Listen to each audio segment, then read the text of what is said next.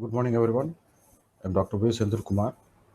Today, we are going to discuss about the design of chain drives. The subject is design of transmission system. So, first, let's see what is chain drive. Chain drive it is actually similar to that of a belt drive system, and the transfer of power from one source to the another source, that is from the driver to the driven, will be by means of the chain. But in case of this chain drive, you'll be having sprockets, but in belt drive, you'll be having sheave pulleys. So what is sprocket?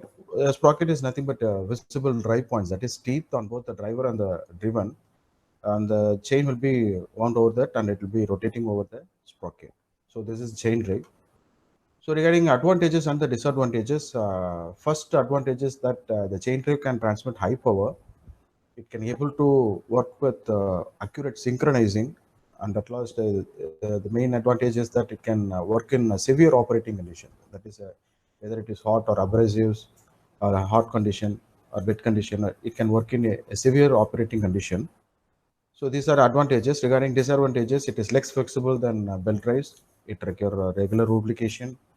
It will be noisy, and the last one is actually that is this is the main one, that it needs regular checks and maintenance. Okay, so these are the advantages and disadvantages of chain drive.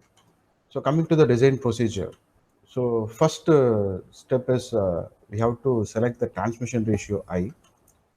So based on which we have to select the number of teeth on the driver sprocket and the driven sprocket, that is Z1 and Z2, that is step 2 and step 3. In step 4, we have to find out the standard pitch small p, based on which we have to select the chain. So after which we have to find out the total load on the driving side of the chain, capital PT.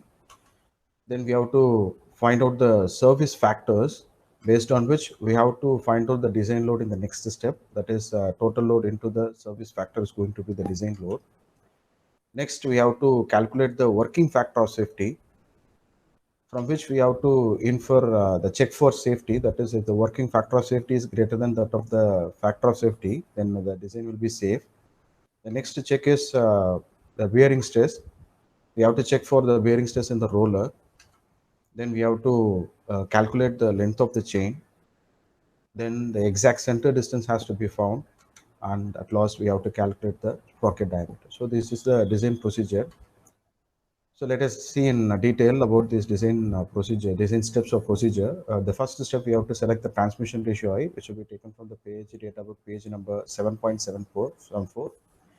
So based on this page number 7.574, other three steps also include the number of teeth on the driver sprocket, driven sprocket, and the standard pitch.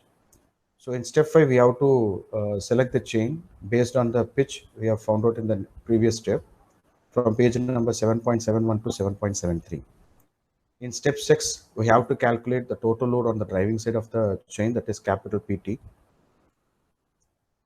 In step 7, we have to calculate the service factors from PhD data book, page number 7.76. Then the total load into the service factor will give the design load in step 8. In step 9, we have to calculate the working factor of safety. Then we have to check whether the working factor of safety is greater than the allowable factor of safety, FOS. If it is there, then the design will be safe. Then we have to check for the bearing stress in the roller. So after which we have to find out the length of the chain, the exact center distance, and the sprocket diameters. So these are the 14 steps that involves in a design of chain drives. Thank you.